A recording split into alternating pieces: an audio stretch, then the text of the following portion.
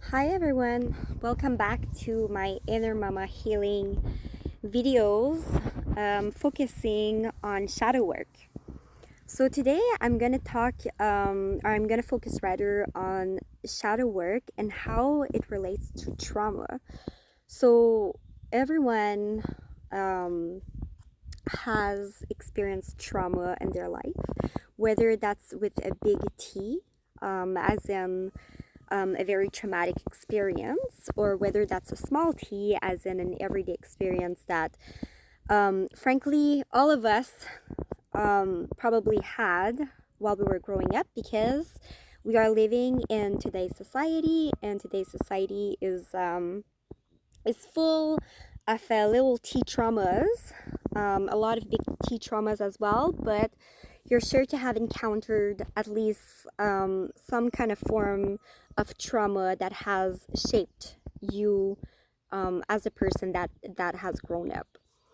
So just thinking of COVID, that was one of the traumas that emerged because of today's society all around the world. So um, I know that for many that was a truly traumatizing experience when it happened, and I know that that was a time probably that many of us, our shadow selves, have at least peeked from the surface, right? So many of us were kind of condemned to be by ourselves, experience more loneliness, and therefore, um, you know, kind of not run away from herself and just sit and stay with herself and kind of meet some of those parts. So basically, when we think of trauma, a very important concept is ACE, which in psychology, this represents adverse childhood experiences. And if you Google ACE, you will probably find some type of questionnaire or quiz, and then what that does is that helps therapists or just people in general figure out how much trauma they experienced when they were young. And ACE refers to big T trauma, so things that are most likely to more profoundly affect an individual. So sometimes what can happen with our shadow self is that even when we experience trauma, so of course, when we have trauma, we it shapes who we are because it shapes our brain connections. The perfect example is, a kid living with abuse. They're gonna be learning how to live on survival mode, and they're gonna have to kind of quiet down their shadow parts. So, being angry, displaying anger, displaying sadness, displaying any type of behavior which could indicate to the surroundings that they are in pain, they are in need of help. A lot of times as a child, that would be, you know, um,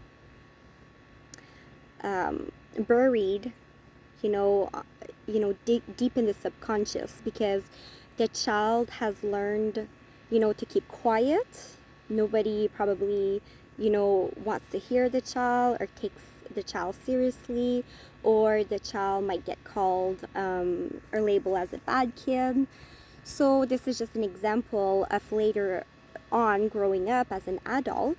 Well, maybe that child has learned as an adult that they're not worth, that other people care about their feelings, that if they display any kind of emotions that are not typically accepted by society, like anger, um, or showing suffering, or whatsoever, as an adult, they're more likely to not think that they're worth sharing what their needs are, that again they're better off just staying quiet, and that continues the cycle of feeding into those keeping those shadow parts buried, and so not addressing those shadows. And again, that will keep a person stuck for a very long time, on the same plane that they are currently, right? And they won't have as much of an opportunity for self-growth or, self-fulfillment.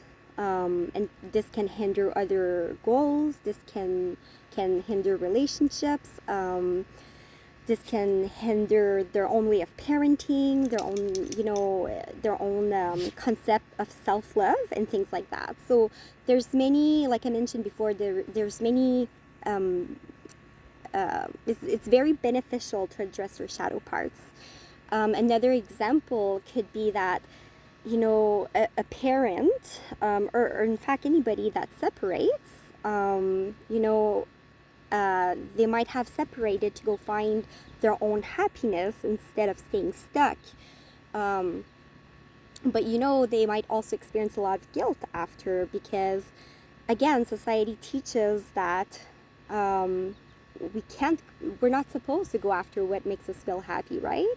We're supposed to be like robots and basically make the world go round. But I mean, there's certain societal standards, and then when you think of the different generations and how there's judgment involved, or how someone is made to feel guilty if they go for what they want, or they think of their own needs, things like that. Again, that's feeding into their own shadows, because guiltiness is based out of fear, and fear is definitely coming from our shadows buried deep beneath the surface, because a lot of times those beliefs, for example, those fears and all of that, that's part of beliefs that were put into our thoughts as we were growing up. So we were made to feed into that fear and feel guilty and feel all of those more negative feelings, right? So again, like I was talking about the self-worth concept, someone that went through abuse as an example when they were young, they've learned that they're not maybe worth the help, or their needs don't matter, or their person doesn't matter as much. But it could also be from small T traumas, such as the adults around you when you were young, they weren't approving of who you were, or who you wanted to be. So you, in order to have their attention, you had to be worth it to them, right? You had to buy into that, into those expectations in order to receive the love. So basically, this ties in with rejection, because many of us as adults, we will reject our own self before we get rejected by somebody else, because we don't want to feel the pain of being put into that position by somebody else. So we will make ourselves not feel worth it. We will reject our own self, so we discredit ourselves. So then we don't give that power to anybody else around us. But I mean, what does that do to us? Well, that feeds into those connections that were formed when we're young, that these defense mechanism, they used to work when we were kids, because we would get the love that we were seeking back then. But now as adults, those mechanisms don't work, and they hinder us, right? They lower our self-confidence and things like that, right? So they're not useful anymore, and we have to tweak our connections. We have the power to do that. Only us have the power to do that, because you know what? The best therapy is a therapy that will work for you.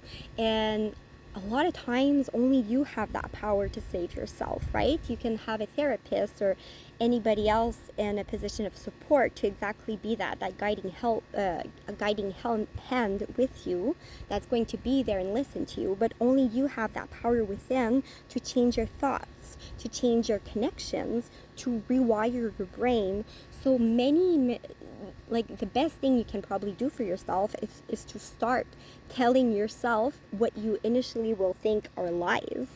For example, I am worthy of love. I care of others. I deserve to be cared for as well.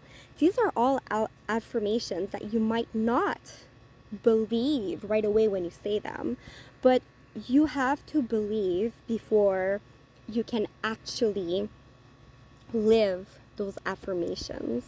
So the more you repeat, for example, those things, another example would be to meditate and, on a concept like this and bond with your higher self and like get that inner knowledge that you're worth it, and you don't have to feel guilty about certain things. You deserve to be seen, you deserve to be heard, you've got great things to bring into the world, you got you have powers within you to share and to change the world for the better.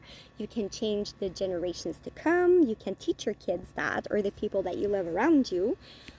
These are all concepts that are going to be weird at first, but you have to start telling yourself these things before you can even start breathing and living those. So I'm going to leave you on this. This was kind of like the link with, stating that